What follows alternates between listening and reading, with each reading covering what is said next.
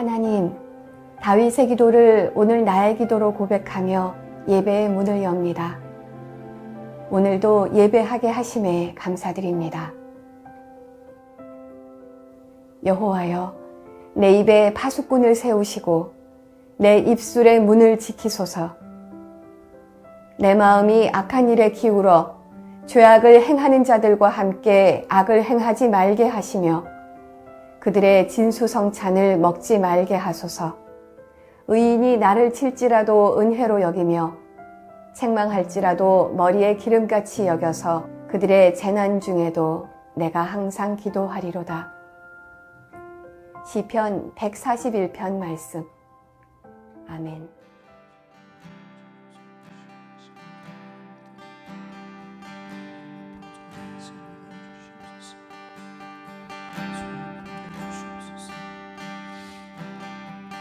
주님, 이 시간 예배하는 자리에 영상으로 함께 모인 성도님들의 마음마다 주님의 우리를 향한 뜨거운 사랑하는 마음이 전달되는 귀한 시간 되게 하여 주시옵소서.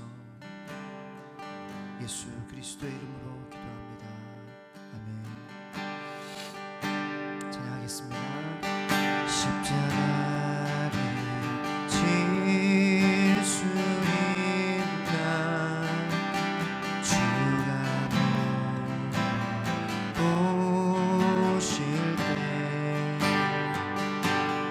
죽기까지 따르오니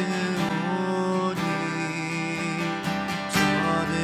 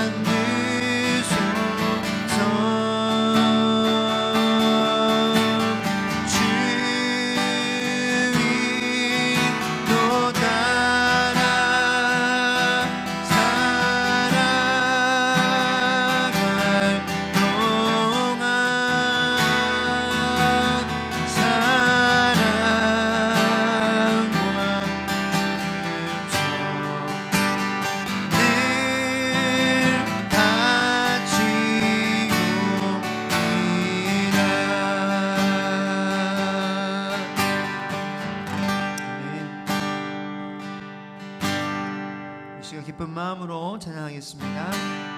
슬픈 마음 있는 사람 예수 이름 믿으며 영원토록 변함없는 기쁨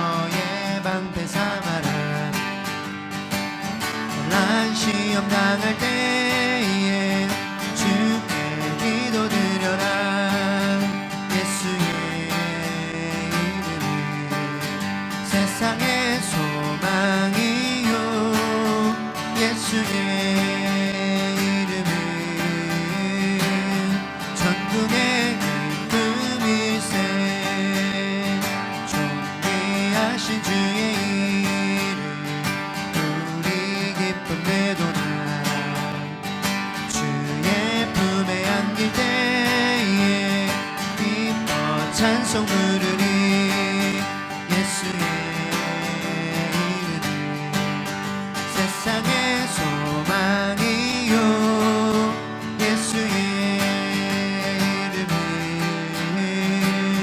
전국의 기쁨일세 우리 갈 길 다간 후에 보좌 앞에 나가 왕의 왕께 경배하며 열두관을 드리니 예수의 이름을 세상의 소망이요 예수의 이름을 전국의 기쁨일세 예수의 이름은 세상의 소망이요 예수의 이름은 전국의 예수의 이름은 우리 가정의 소망이요 가정의 소망이요 예수의 이름은 우리 가정의 기쁨일세 가정의 기쁨일세 아멘.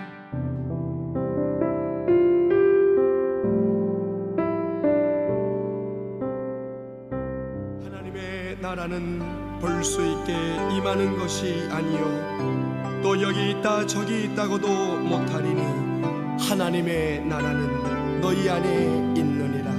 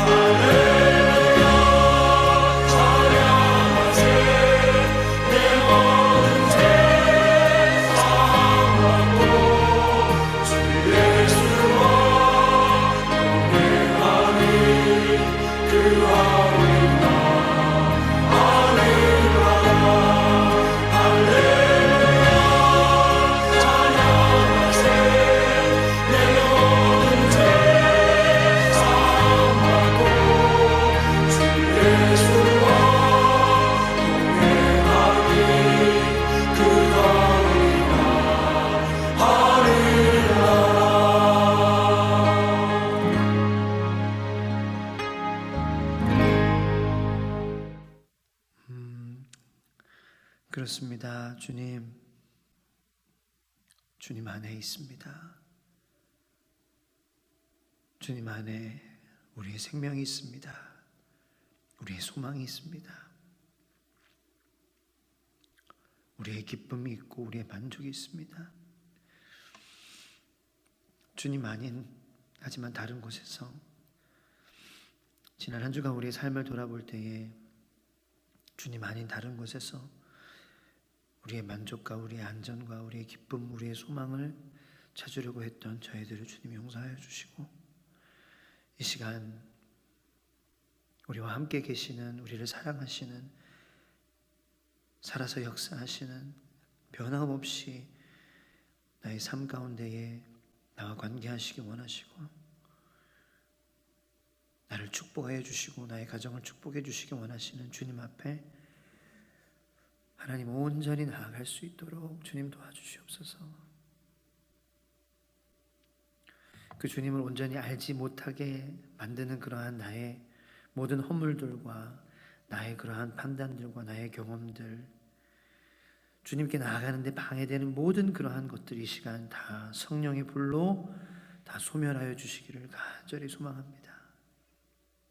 빈 마음으로, 낯선 마음으로 주님을 처음 만났을 때 그 기쁨과 환희가 느껴지는,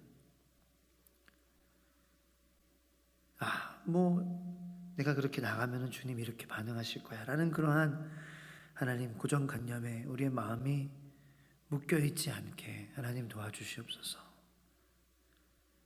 이 시간 힘들어하는 성도님들의 마음과 몸을 주님께서 축복하여 주시고 위로하여 주시고 치유하여 주시기 원합니다. 주님, 우리 공동체를 불쌍히 여겨 주시옵소서. 주님, 어서 빨리 모든 그러한 어려운 상황들이 다 끝나고 함께 만나 주님의 살아계심, 주님의 은혜를 우리가 서로 나누며 서로 사랑하고 기쁜 마음으로 주님 앞에 겸손한 마음으로 온전히 예배드릴 수 있는 그러한 하나님 순간이 빨리 올 수 있도록 하나님 함께하여 주시옵소서. 하지만 지금 이 때에 우리가 해야 될 일이 있습니다. 하나님, 더 간절히 기도하고 더 간절히 주님을 바라보고 더 가정의 예배로 하나가 되어야 될 때인 줄로 믿습니다. 주님 함께하여 주시옵소서. 감사드리고 모든 말씀 살아계신 예수님의 이름으로 기도드립니다. 아멘. 네, 오늘 하나님께서 우리에게 주시는 말씀은 누가복음 22장 54절로 62절까지 말씀입니다. 주여 감사합니다. 하나님이 계신 말씀을 읽는 중에 살아계신 하나님의 음성을 들으시기 바랍니다. 예수를 잡아 끌고 대제사장의 집으로 들어갈새 베드로가 멀찍이 따라가니라. 사람들이 뜰 가운데 불을 피우고 함께 앉았는지라. 베드로도 그 가운데 앉았더니 여종이 베드로의 불빛을 향하여 앉은 것을 보고 주목하여 이르되 이 사람도 그와 함께 있었느니라 하니, 베드로가 부인하여 이르되 이 여자여 내가 그를 알지 못하노라 하더라. 조금 후에 다른 사람이 보고 이르되 너도 그 도당이라 하거늘 베드로가 이르되 이 사람아 나는 아니로라 하더라. 1시간쯤 있다가 또 한 사람이 장담하여 이르되 이는 갈릴리 사람이니 참으로 그와 함께 있었느니라. 베드로가 이르되 이 사람아 나는 내가 하는 말을 알지 못하노라고 아직 말하고 있을 때에 닭이 곧 울더라. 주께서 돌이켜 베드로를 보시니 베드로가 주의 말씀 곧 오늘 닭 울기 전에 내가 3번 나를 부인하리라 하심이 생각나서 밖에 나가서 심히 통곡하니라. 아멘. 모든 것에는 때가 있습니다. 전도서에도 말씀에도 보면은 우리가 울을 때가 있고 또 웃을 때가 있고 또 즐거워할 때가 있고 슬플 때가 있고 모든 것에는 다 때가 있다. 얼마 전에 김보경 목사와 대화를 하면서 우리 가족이 머리를 깎아야 될 때인 것 같다라고 말을 하더라고요. 머리를 깎아야 될 때인 것 같다. 그래서 왜 그러냐? 아직 괜찮은데 괜찮잖아요. 그래서 괜찮은데 왜 그러냐? 아니 안 괜찮다. 뭐가 안 괜찮냐? 나는 괜찮은데. 그러니까 머리가 김봉현 목사가 하는 말이 머리가 눌렸다라는 거예요. 머리가 눌려. 머리가 이제 저는 머리카락이 얇아서 이제 머리가 좀 길면은 힘이 없기 때문에 가라앉는다라는 거죠. 지금도 좀 눌린 것 같아요. 보니까 머리를 잘라야 될 때가 온 것 같은데. 그래서 저는 깨닫지 못했던 그러한 말을 하다 머리가 눌렸기 때문에 머리를 잘라야 될 때다. 그래서 모든 것에 때가 있구나. 지금 기도해야 될 때다. 지금 눈물 흘려서 통곡하고 회개해야 될 때다. 라는 그러한 마음을 주시더라고요, 저에게. 우리가 배가 꼬르륵 하면은 뭐 해야 될 때입니까? 밥 먹을 때예요. 그렇죠? 자명종이 울리면은 일어나야 될 때이고, 전자레인지에 맞춘 시간이 흘러서 땡 하고 되면은 문을 열고 음식을 꺼내야 될 때입니다.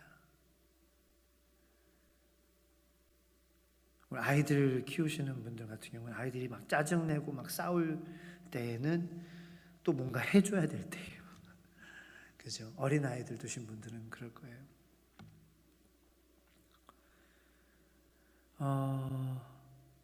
우체통으로 카드 회사에서 편지가 날라오는 거예요. 신용카드 회사에서 이제 은행에 돈을 넣어야 될 때이구나. 돈 나가는 때이구나. 우리의 삶은 항상 그러한 우리가 해야 되는 그러한 일들을 이때이다라는 것을 그 현상들을 통해서 우리가 알게 됩니다. 머리가 가라앉으면 길어서 머리를 잘라야 될 때이구나.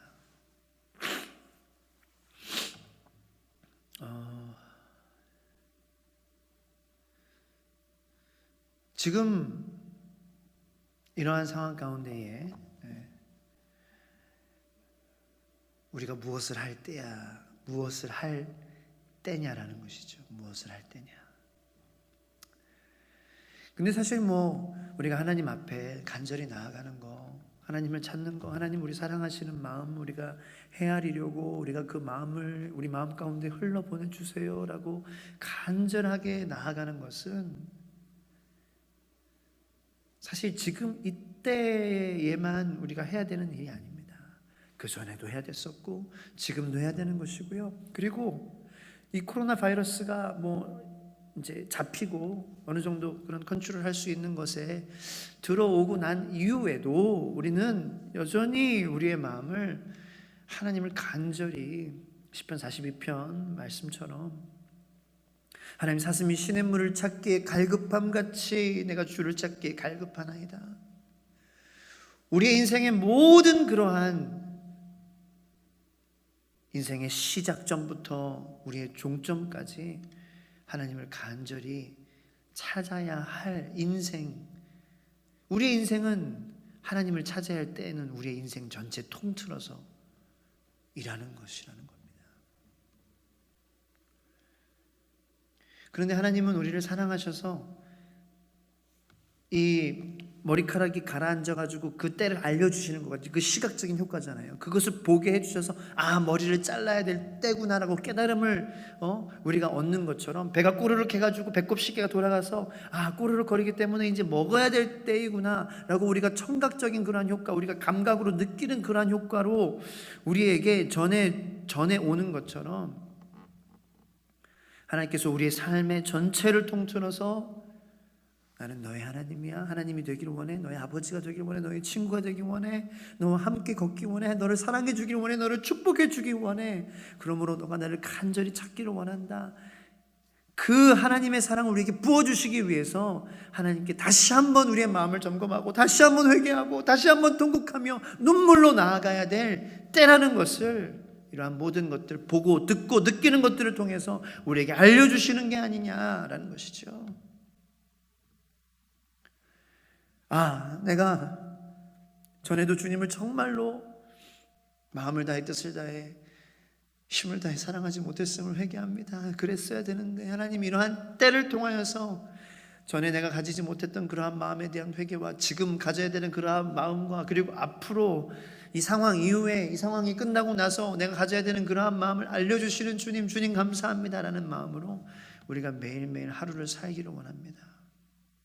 정말 하나님 감사합니다. 우리에게 우리의 인생의 전체를 통틀어서 어떠한 모습으로 살아가야 되는지 이 시간 알려주시니 주님 감사합니다. 라는 그러한 고백이 여러분들의 가정마다 예배를 통하여, 찬양을 통하여, 기도를 통하여, 가정 예배를 통하여 다시 한번 새로워지게 되기를 예수님의 이름으로 축복합니다. 지난주 말씀에 이어서 사순절 두 번째 주일이에요. 성도님들 많이 힘드시죠? 힘내시기 바랍니다. 힘내시기 바랍니다. 왜? 주님이 우리를 사랑하시기 때문에. 그걸로 힘내시기 바랍니다. 그걸로 이겨내시기 바랍니다. 그걸로 날마다 우리가 교회에서 모이지는 못하지만 뭐가 문제예요? 문제될 거 없어요. 문제되지 않아요. 문제되지 않아요. 하나님 우리 사랑하시니까 문제되지 않아요. 가정에서 예배 드리면 되는 거예요. 앞으로는 뭐 지금은 어떤 바이러스의 그런 그 전파 때문에 그렇지만 그런 것도 상상을 해봤어요. 뭐 정부가 교회에서 예배 드리지 못하게 행정처분을 하는 거죠. 모이지 말아라. 그런 날도 있을 수 있어요. 그런 나라가 있어요. 지금 가까이만 가도 북한의 지하교회는 예배 드릴 수 없는, 하나님은 어떻게 예배하느냐, 예수님 예배하면은 너희는 사형이야, 그런 일이 벌어지고 있잖아요. 교회도 지금도 은근히 이런 그런 압박이, 모이지 말라는 압박이 오잖아요. 거기에 대해서 뭐라고 하는 게 아니라 절대적으로 협조해야죠. 지금은 협조해야 될 때이고. 그런데 전화가 와요. 주민센터 전화가 와서 이번 주 어떻게 할 거냐 저한테 물어봤어요. 지난주에 전화가 와가지고 3월 8일 예배는 잘 모르겠습니다. 그래서 잘 모르겠냐? 왜 잘 모르냐? 뭐 그렇게는 하지 않았지만 다시 전화 주겠다, 확인하려고 하죠. 그래서 이게 퍼지지 않도록 그러한 압박이 있어요. 지금은 협조를 해야 될 때이지만 앞으로는 어떻게 될지 모르는 거예요. 근데 교회에서 만나지 못하게, 교회에서 예배드리지 못하게 한다고 그게 문제돼요. 그래서 우리가 절망해요. 우리가 멈추는 거예요? 그리고 끝나는 거예요? 예배 못 드리는 거예요? 아니에요. 그렇지 않아요. 교회에서 예배 못 드리면 가정에서 예배 드리면 되는 거예요.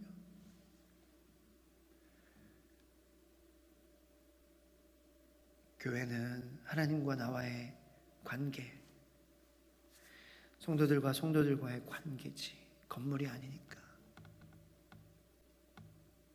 그래서 저는 기도해요. 하나님, 문제되지 않기 때문에 하나님께서 시종천성교회에 반드시 잘 되는 그러한 길로 인도해 주실 줄로 믿습니다. 사람의 눈치를 보는 것이 아니라 어떤 전염병의 눈치도 보는 것이 아니라 하나님 눈치 보기 원합니다. 우리가 조심해야 되겠지만, 우리가 협조해야 되겠지만, 하나님, 나 정말 at the end of the day 내 모든 그러한 고민의 맨 끝에는 내가 마음을 다해, 목숨을 다해, 뜻을 다해, 힘을 다해 하나님 사랑했느냐, 내 이웃을 내 몸과 같이 사랑했느냐, 이것이 중요한 거라는 거예요. 우리가 수많은 생각을 하고 고민을 하고 우리가 넘어지고 우리의 믿음이 연약하고 또 좋았다가 또 나빴다가 또 힘들었다가 또 좋았다가 기뻤다가 또 슬펐다가 그렇게 되지만 괜찮아요. 결국 마지막에 우리가 질문하면 돼요. 내가 오늘 하루의 삶을 통하여서, 내가 이러한 일을 통하여서 내가 하나님을 마음을 다해, 뜻을 다해, 힘을 다해, 목숨을 다해 사랑했느냐? 그게 제일 중요한 거니까요. 그거는 우리가 교회를 나간다고 할 수 있는 질문이 아니에요. 우리가 하나님 앞에 있으면 되는 거예요.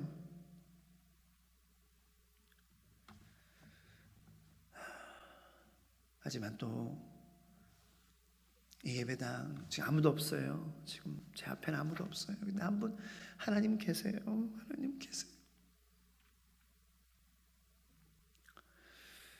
하지만 함께 예배드릴 때 그 감격과 그 감사하는 마음 소망하게 하고 있어요. 기도하고 있습니다. 서론이 좀 길었습니다. 지난주에 예수님께서는 왜 한 시간도 너희가 나와 함께 깨어 있을 수 없다냐 말씀하셨어요. 그리고는 당당하셨어요. 의연하셨어요. 의연하시고 위태롭지 않으시고 아주 어디로 가야 될지 무슨 말을 해야 될지 아주 클리어하게 아셨습니다. 왜? 하나님의 우리를 향한 그 마음이 예수님의 마음에 전달되었기 때문에라는 거죠. 그것이 기도라는 거예요. 하지만 제자들은 예수님의 마음이 흘러들어오지 않았습니다. 하나님의 마음과 하나가 되지 못했습니다. 기도하지 않았어요. 그러니까 위기의 상황에 의연할 수 없었어요. 흩어지게 됐어요. 두려웠어요. 도망갔어요. 한 주 동안 하나님의 마음과 여러분들의 마음이 하나가 되는 그러한 기도의 자리로 여러분들 많이 나가셨기를 축복합니다. 그래서 위기의 순간에 더 당당해질 수 있고, 위기의 순간에 더 의연해질 수 있고, 위기의 순간에 더 클리어해질 수 있고, 더 내가 어디를 가야 될지 무엇을 해야 될지 분명해질 수 있는 예수님의 마음이 흘러들어오는 그 순간 이후부터 사도들의 모습은 달라졌잖아요. 더 핍박은 심해지고, 더 어려움은 더 크게 되고, 더 순교하는 사람도 많이 그렇게 사람들이 죽어나가고 순교하게 되고. 그런데 제자들은 흩어지지 않았어요. 제자들은 뭉쳤어요. 모였어요. 기도했어요. 찬양했어요. 예배했습니다. 왜?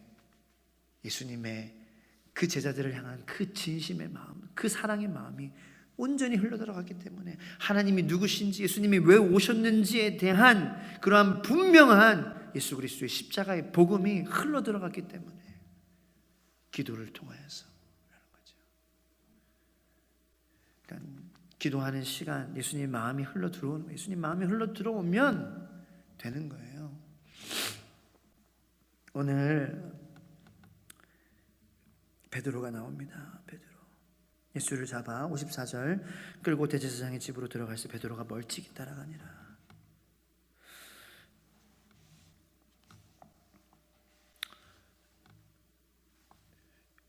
베드로와 예수님과의 거리는 멀찍이였습니다. 멀찍이. 여러분들과 예수님과의 그러한 거리는 얼마나 됩니까? 우리가 한번 생각해 보기를 원합니다. 마음이 전달되지 않으니까 그 기도의 시간은 하나님의 마음과 나의 마음이 하나가 되는 그러한 시간인데, 하나님 나를 얼마나 사랑하시는지, 예수님이 이 땅에 왜 오셨는지, 하나님이 우리를 너무나도 사랑하셔서 예수님이 이 땅에 보내주신 그 하나님의 절대적인 그 사랑, 아가페 사랑이 내 마음 가운데에 흘러들어오지 못하기 때문에 멀찍이 따라갈 수밖에 없는 거예요. 저 여러분들이 예수님과 가까이 가시기를 축복합니다. 그런데 우리가 보통 이 말씀을 볼 때에 베드로에 대해서 베드로 어떻게 그럴 수 있어? 멀찍이 따라가고 3번 부인하고 마지막에는 저주까지 하고, 베드로 나쁜 놈이야, 베드로 믿음 없는 놈이야, 베드로 욕하고, 베드로 그렇게 우리가 손가락질하는, 베드로에 대해서 막 이렇게 하다가도 또 이러한 모습을 보면 베드로에 대해서 우하는 그러한 이 측면에서만 우리가 봤었었는데, 이 말씀을 보는 가운데에 제게 새로운 마음을 주십니다. 왜냐하면 베드로는 따라갔어요. 저는 그것도 대단한 거라고 봐요. 여러분들 멀찍이라도요 따라가시는 여러분들 되시기를 축복합니다. 교회에서 성도님들도 앞에서 이렇게 섬기시는 그런, 가깝게 따라가시는 그런 분들, 그러니까 뭐 섬김의 정도에 따라서 가깝고 안 가깝고 이거를 판단할 수 없습니다. 네. 그렇죠. 그런데 본인은 알 거예요. 주의 몸된 교회에서 내가 정말 예수님을 가깝게 따라가는 그런 모습으로 내가 지체의 역할을 감당하며 살아가고 있는지, 아니면은 뭔가 내 마음에 아직 해결되지 않은 그러한 문제, 베드로 같은 경우에는 두려움이었죠. 부끄러운 마음보다는 두려움이었을 거예요. 내가 예수님처럼 저렇게 잡히고 끌려다니고 채찍맞고 침 뱉어지고 그렇게 되면 어떡할까? 내가 그렇게 죽으면 어떡할까?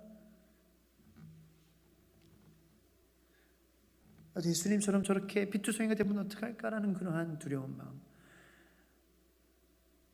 왜 예수님이 지금 무엇을 하시는지, 하나님이 무슨 계획을 하셨는지 그 마음이 흘러 들어오지 않았기 때문에 그러한 두려운 마음이 드는 것인데, 한번 우리가 점검해 보자는 거죠. 우리가 교회 안에서 내가 교회 몸된 그러한 지체로서 예수님이 머리 되시고 나의 역할을 정말 잘 감당하고 있는지, 뭔가 모를 두려움 가운데 아니면 멀리 따라가고 있진 않은지, 멀찍이 따라가진 않은지. 그런데 그래도 괜찮아요. 그래도 멀찍이 따라가야 돼요. 따라가야 돼요. 포기하지 마세요. 멀찍이 따라가야 돼요. 베드로에게 멀찍이 따라간 것은 정말 잘한 거예요. 여러분들도 그렇다고 할지라도 누가 뭐라고 해도 멀찍이라도 따라가는 건 잘하는 것입니다. 계속 따라가세요. 자, 왜 그러느냐? 물론 부인했어요. 사람들이 뜰 가운데 불을 피우고 함께 앉았는지라. 55절, 베드로도 그 가운데 앉았더니 56절, 여종이 베드로의 불빛을 향하여 앉은 것을 보고 주목하여 이르되 이 사람도 그와 함께 있었느니라니. 베드로가 부인하고 57절, 이르되 이 여자여 내가 그를 알지 못하노라 하더라. 58절, 조금 후에 다른 사람이 보고 이르되 너도 그 도당이라 하거늘 베드로가 이르되 이 사람아 나는 아니로라 하더라. 한 시간쯤 동안도 떠나지 않았어요. 베드로는. 또 한 사람이 장담하여 이르되 이는 갈릴리 사람이니 참으로 그와 함께 있었느니라. 베드로가 이르되 이 사람아 나는 네가 하는 말을 알지 못하노라고. 아직 말하고 있을 때에 닭이 곧 울더라. 61절 말씀에 주께서 돌이켜 베드로를 보시니, 누가복음에서는 주께서 돌이켜, 세번역 성경에서는 주님께서 돌아서서 베드로를 똑바로 보셨습니다. 여러분들, 우리가 멀찍이 따라가는 거 주님 아셔요. 주님 보고 계셔요. 그게 하나님 마음이에요. 그래서 멀찍이라도 따라가는 거예요. 멀찍이라도 따라가는 것을 멈추지 마세요. 물론 가깝게 따라가시기를 축복합니다. 그런데 일단은 내가 부족하니까 멀찍이라도 따라가면 참 하나님 기뻐하실 것 같아요. 그렇죠? 주님께서 돌아서서 베드로를 똑바로 보셨습니다. 61절 말씀에 주께서 돌이켜 베드로를 보시니, 주님께서 보시고 계셨어요. 베드로가 멀찍이 따라오는 것을 예수님 모르지 않으셨어요. 아셨어요. 그리고 3번 부인하는 것도 아시고 계셨어요. 사랑하는 성도 여러분들, 우리가 주님 부끄럽다고 할 때, 주님 모른다고 할 때에, 주님 부정할 때에, 주님 어디 계십니까? 불평할 때에, 이게 뭐 이럽니까? 라는 그러한 부정적인 말을 할 때 주님 보시고 계세요. 주님 보시고 계세요. 우리 육체의 소욕을 따라 또 어쩔 수 없이 넘어지고, 또 실망하고, 또 부끄러워하고, 또 마음 어려워지고, 또 마음 하나님 앞에 나가는데 불편해지고, 다 주님 아세요. 주님 보시고 계셨어요. 계속해서.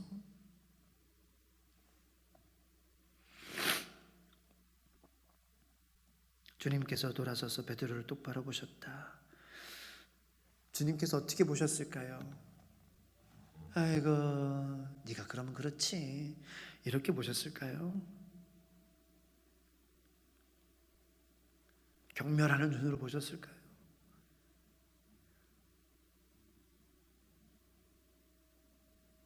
너 그럴 줄 알았어? 실망하는 눈으로 보셨을까요? 예수님께서 보시고 아휴, 혀를 차셨을까요?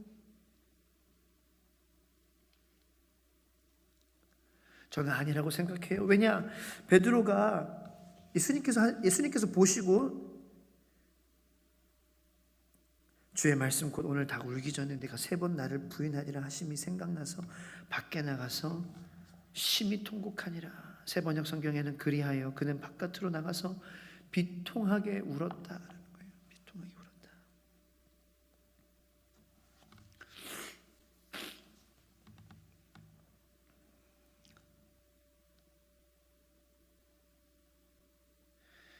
베드로가 왜 울었을까요? 베드로가 한번 생각해 보기를 원합니다. 베드로가 왜 울었을까?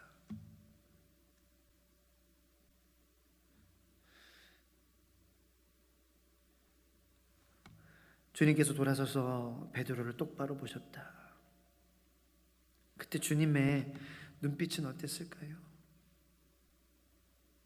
그 가시면류관과 그 피와 그 땀과 그 모든 것이 범벅이 된 그 얼굴에서 베드로를 쳐다보시는 그 예수님의 눈빛이 어땠을까요? 멜 깁슨 영화 Passion of the Christ 한번 다시 보시기 바랍니다. 그러니까 물론 멜 깁슨 감독이 이 말씀을 이제 읽었을 거예요. 왜냐하면 누가복음에서만 보셨다라는 그 말씀이 있기 때문에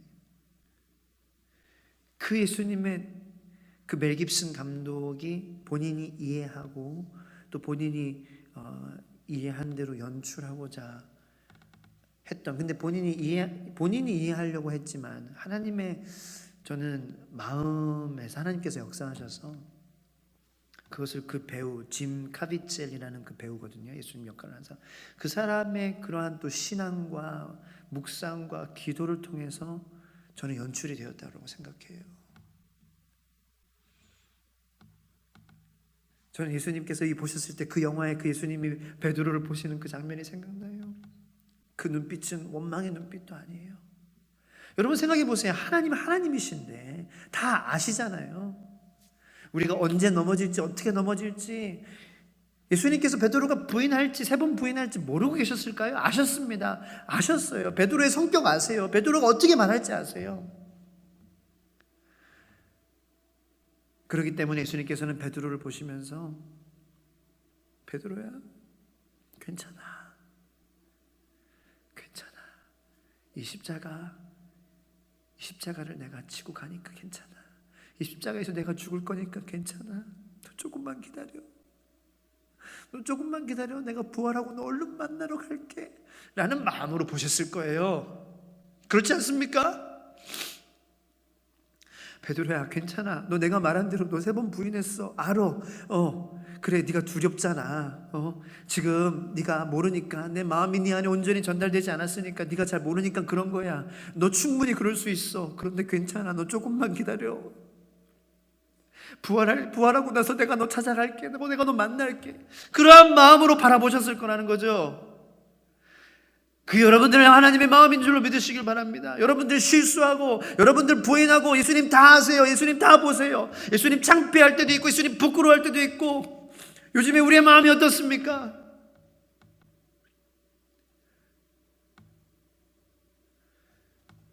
예수님 다 아세요. 근데 예수님 여러분들을 쳐다보시면서 경멸하는 눈빛으로 쳐다보시지 않으십니다. 부끄러운 눈빛으로 쳐다보시지 않습니다. 쯧쯧쯧 하면서 혈에 차는 눈빛으로 쳐다보시지 않으십니다. 베드로야 조금만 기다려. 그래 내가 말한 대로 그렇게 됐잖아. 너 기억나지? 닭이 울기 전에 네가 3번 나를 부인할 거 내가 말한 거 기억나지? 내가 너를 지켜보고 내가 모든 것을 다 알고 내가 이제 이 십자가를 지면 다 되는 거야. 그러니까 걱정하지 마. 괜찮아. 원래 그런 거야. 너희들의 힘으로만 원래 그런 거야. 원래 그럴 수밖에 없어. 부인할 수밖에 없어. 창피할 수밖에 없어. 인간의 힘으로는 그럴 수밖에 없는 거야. 너의 힘으로는 그런 거야. 근데 이제 내가 십자가를 지니까 괜찮아. 예수님이 여러분들의 마음이라는 거예요.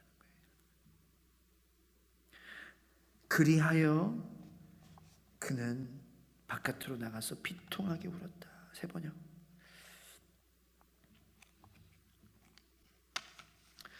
여러분 우리에게 이러한 울음이 지금 필요할 때입니다. 예수님의 눈길을 바라봐야 돼요. 그러면 울으려면요, 우리가 회개하려면요, 우리가 돌이키려면요,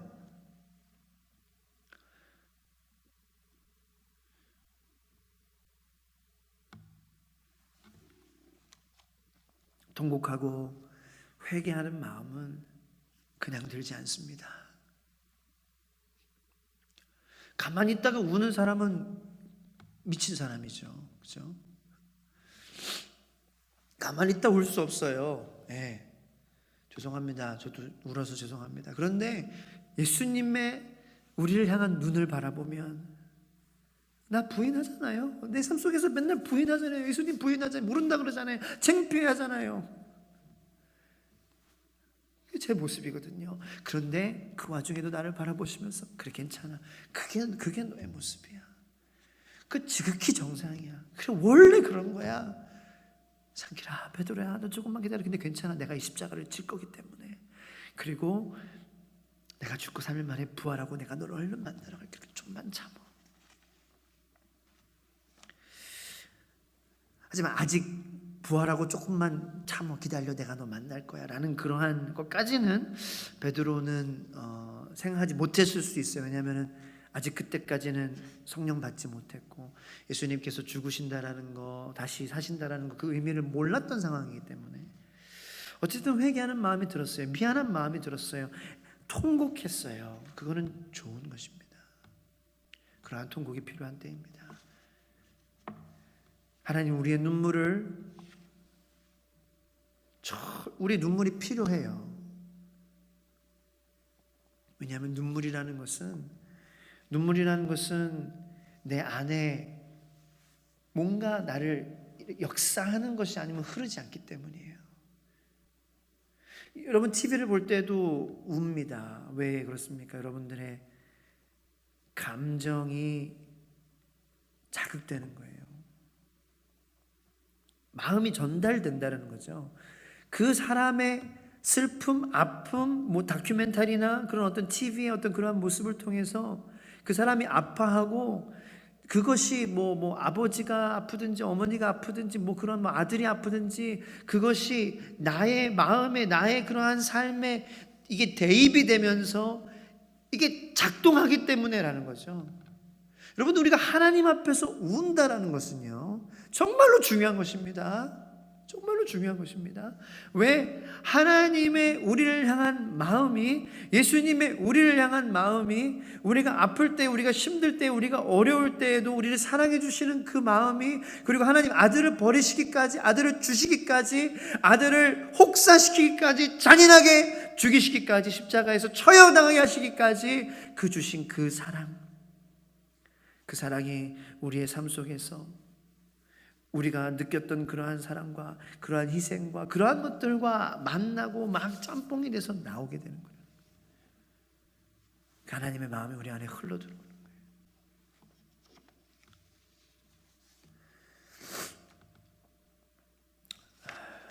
베드로는 예수님의 눈을 보고 통곡하며 울었습니다.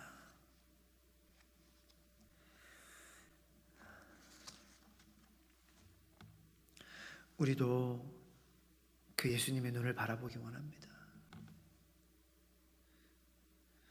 예수님께서 네가 닭이 울 때까지 3번 나를 부인할 거야 라고 말씀하셨던 그러한 이유가 무엇일까요? 좀 전에도 말씀드렸지만 이제 내가 너를 새롭게 만들 거거든. 그러면은 너의 모든 것들 다 내려놔야 된다는 거예요. 우리의 그런 이 베드로는 바닥을 경험했을 거예요. 자신의 바닥을, 자신의 그러한 한계를 경험했을 거예요. 아, 내가 이렇게 한다고, 내가 주님을 위해서 죽겠다고 했는데 주님 말씀대로 닭이 울기 전에 내가 3번 부인했구나라고 하면서 정말 이게 내 한계에 도달했을 거예요. 나의 그러한 뭐라 그럴까 혈기, 나의 성격, 나의 그런 장점이라고 내가 생각했던 모든 것들 이걸로 할 수 없는 거구나 라는 그러한 바닥을 경험했을 겁니다. 바닥을 경험하게 하기 위해서만 예수님께서 그렇게 하셨을까요? 너 바닥 좀 경험해봐 하고 하면서 쌤통이다. 힘들어해봐, 울어봐, 통곡해봐, 비통해봐. 너 그렇게 슬퍼해봐. 네가 나를 그렇게 했겠어. 한다고 했지. 나를 사랑한다고 했지. 나를 왜 죽는다고 그랬지. 그런데 그렇게 했어. 한번 경험해봐. 그렇게 하기 위해서 예수님께서 3번 부인할 것이다 말씀하셨을까요? 그렇지 않다라는 거예요. 예수님께서 우리에게 바닥을 경험하기를 원하십니다. 여러분들 하루를 살면서 우리가 바닥 경험할 때 많죠. 우리가 위에 있다가 밑으로 슝 내려갈 때가 너무나 많습니다. 우리 감정도 그렇고요, 우리 생각도 그렇고, 우리의 모든 그러한 이성도 다 왔다 갔다 할 때가 많습니다. 바닥을 경험할 때가 많아요. 신앙도 바닥을 경험할 때가 많습니다. 왜 그럴까라는 거죠. 왜? 바닥 경험하지 않고는 예수님께서 새롭게 만드실 수 없기 때문에.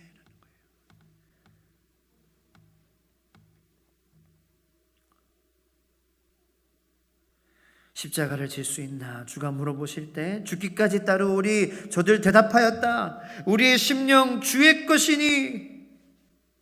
이 고백을 하게 하기 위해서 우리의 심령 주의 것입니다. 주님, 나의 것으로는 안 됩니다. 나의 혈기로 안 되고요, 나의 능력으로 안 되고요, 나의 경험으로 안 되고요, 나의 지식으로 안 되고요, 나의 힘으로 안 되고요. 오직 하나님의 영으로 되는 것입니다. 오직 하나님의 마음이 내 안에 흘러 들어와야 되는 것입니다. 주님의 심령으로, 주님의 마음으로 되는 것입니다. 라는 그러한 고백을 하기 위해서 우리의 심령 주의 것이니 나의 것으로는 안 돼요. 주님의 것으로, 주님의 영으로, 주님의 마음으로, 주님의 십자가로, 주님의 보혈로, 주님께서 죽으시고 다시 사셨다는 그것으로, 그 하나님의 마음으로, 그 하나님의 사랑으로, 그것으로 되는 것입니다. 그러므로 당신의 형상을 만들어 주시옵소서. 이 고백을 하게끔 예수님께서는 만드시는 과정이라는 거예요. 여러분들이 그러한 바닥을 경험할 때에 그러한 과정 가운데 그러한 고백을 여러분들이 하게끔 하시는 그러한 하나님을 바라보시기를 축복합니다. 우리의 심령 주의 것이니, 우리 인생 주님의 것입니다. 우리의 삶, 우리의 가정도 주님의 것입니다. 라는 그러한 고백을 하기 위해서 그러한 바닥까지 내려가는 그러한 경험을 하게 하신다는 거예요.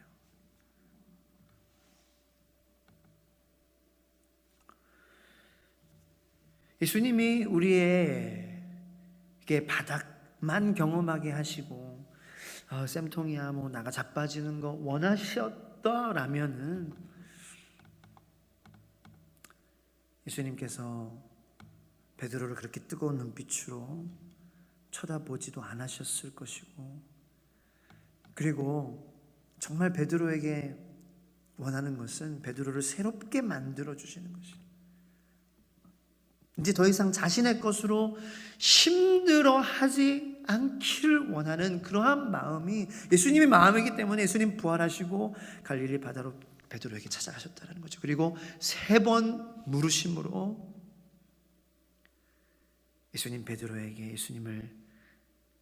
향한 예수님의 끝없는 사랑, 뜨거운 사랑을 확인시켜 주신다는 거죠. 네가 나를 사랑하느냐? 네가 나를 사랑하느냐? 너 3번 부인한 거 내가 다 알아. 너 그때 내 눈 마주쳤잖아, 그치? 근데 베드로야, 너 이렇게 힘들어하고 있지?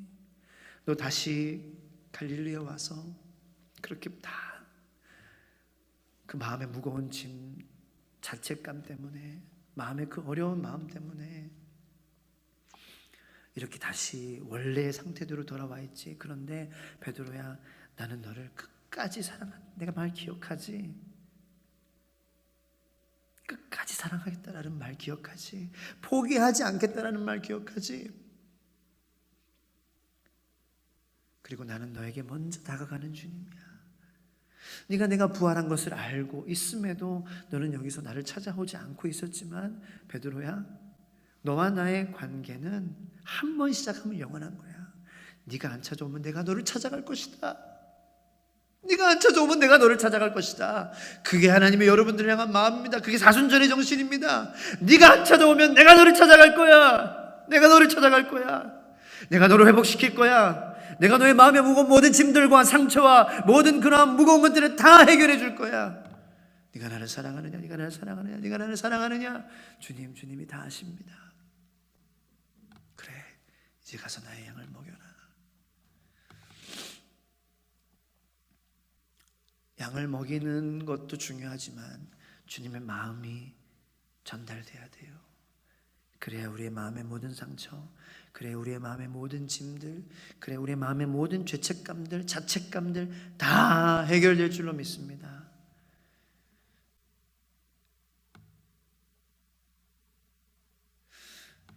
제가 말씀 묵상을 하면 생각을 해봤어요.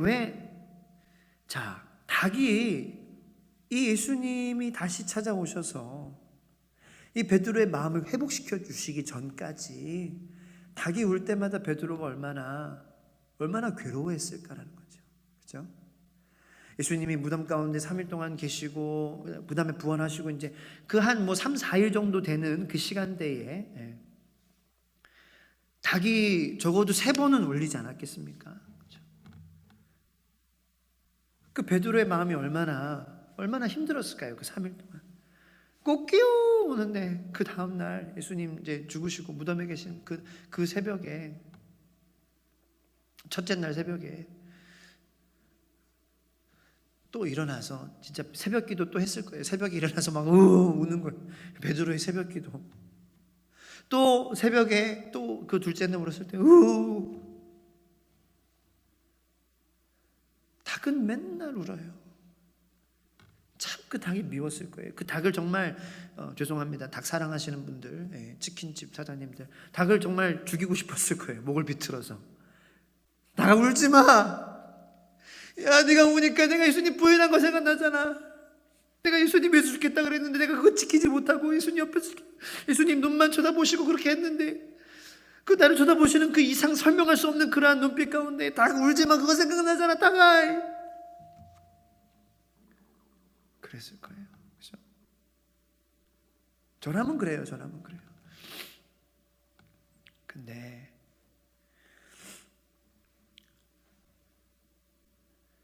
그 매일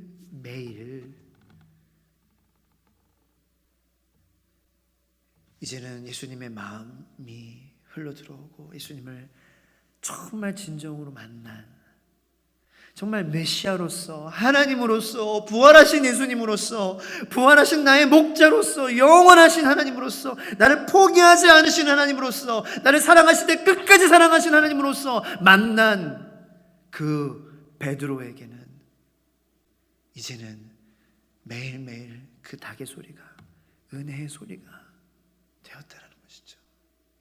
그것이 주님께서 우리의 삶 속에 들어오셔서 하신 일이라는 거예요. 매일매일 슬플 수밖에 없어요. 매일매일 한탄할 수밖에 없어요. 그렇죠? 예수님 없이는 매일매일 자책할 수밖에 없어요. 매일매일 무거울 수밖에 없어요. 그런데 정말 살아계신 주님, 우리를 사랑하시는 주님, 끝까지 사랑하시는 주님, 그 주님을 만나면은 이제는 매일매일 닭이 울 때에 우리는 은혜를 생각합니다. 우리를 기뻐합니다. 아, 오늘도 이 닭이 우는구나. 이 닭이 울었을 때에 내가 예수님이 부활하신 예수님을 나를 사랑하시고 나를 찾아오셨어. 그 예수님의 은혜는 정말이야, 진짜야, 리얼이야. 정말 예수님 나를 사랑하셔, 끝까지 사랑하셔 라는 그러한 은혜를 매일매일 경험하게 되는 그러한 구조가 이제 베드로의 삶 가운데 펼쳐졌다는 거예요. 이제 매일매일 닭이 울어도 두려워하지 않아도 돼요. 자책하지 않아도 돼요. 마음에 무거운 짐을 갖고 살아가지 않아도 돼요. 왜? 내가 예수님을 진정으로 만났기 때문에요. 예수님이 나를 끝까지 사랑하시는 그 예수님의 사랑이 내 마음 가운데 흘러 들어오기 때문에 매일매일 자책하고 힘들어할 수밖에 없는 그러한 닭의 울음소리, 그 닭의 울음소리가 베드로에게는 생명의 소리, 은혜의 소리, 용서의 소리, 기쁨의 소리, 감격의 소리, 예수님 십자가의 사랑의 복음의 보혈의 뜨거운 보혈의 소리로서 바뀌게 되는 그러한 놀라운 축복이 있게 되었다는 것입니다. 저는 여러분들의 삶 가운데 이런 베드로의 닭 울음소리의 축복이 여러분들의 축복이 되기를 축복합니다. 우리를 힘들게, 지치게, 어렵게 하는 그 소리도 우리를 끝까지 사랑하시는 그 예수님의 눈빛을 바라보고 그 예수님의 음성을 기도를 통하여서 찬양과 예배와 말씀을 통하여서 우리가 듣는다면 우리를 힘들게 하는 그러한 소리들, 그러한 상황들, 그러한 모든 우리의 삶의 무거운 짐들, 그것들이 오히려 주님 살아계시고 주님 역사하시는구나, 주님 나를 사랑하시는 증거지, 주님 나를 끝까지 사랑하신다는 증거지, 나를 항상 지켜봐 주시고 계신다는 증거지, 나를 포기하지 않으신다는 증거지라고 그렇게 감사하는 은혜의 소리가 된다는 것입니다. 예수님의 이름으로 그러한 축복이 여러분들의 가정 가운데 충만하기를 축원합니다. 기도하겠습니다. 우리 시간 말씀을 생각하면서 주님께서 주신 그러한 말씀을 가지고 한 주를 또 승리하며 살아가기 원합니다. 우리 가정과 우리 나라와 이 모든 상황들을 통하여서 하나님의 살아계심을, 하나님 우리를 향한 뜨거운 마음을, 하나님의 우리를 향한 포기하지 않으시는 그 사랑을 하나님 아버지 우리가 깨달음으로 날마다 닭이 우는 소리로 슬퍼하고 힘들었던 베드로가 아닌 이제는 예수님을 진짜 만난 베드로가 돼서 날마다 닭이 우는 소리로 기뻐하고 감사할 수 있는 그의 삶이 완전히 변하는 그러한 축복이 있게 하여 주시옵소서라고 간절한 마음으로 기도하겠습니다. 주여 주여 주여. 아버지 아버지 아버지 아버지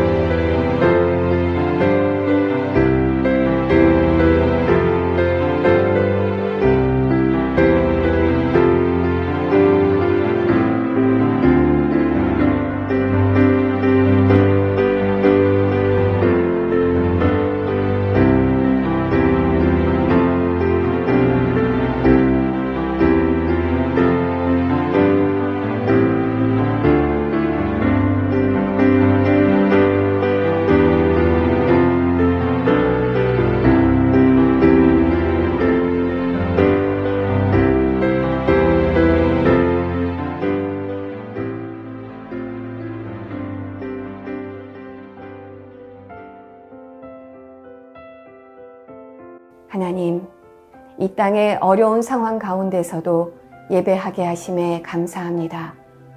오늘 주신 말씀, 고백한 기도, 삶으로 살아내는 자 되길 간절히 소망합니다. 주님의 선하신 능력이 우리를 이끄심을 굳게 믿으며 나아갑니다. 감사드리며 예수님의 이름으로 기도합니다. 아멘. 주님이 가르쳐 주신 기도로 예배를 마치겠습니다. 하늘에 계신 우리 아버지여, 이름이 거룩히 여김을 받으시오며 나라가 임하시오며 뜻이 하늘에서 이루어진 것 같이 땅에서도 이루어지이다. 오늘 우리에게 일용할 양식을 주시옵고 우리가 우리에게 죄 지은 자를 사하여 준 것 같이 우리 죄를 사하여 주시옵고 우리를 시험에 들게 하지 마시옵고 다만 악에서 구하시옵소서. 나라와 권세와 영광이 아버지께 영원히 있사옵나이다. 아멘.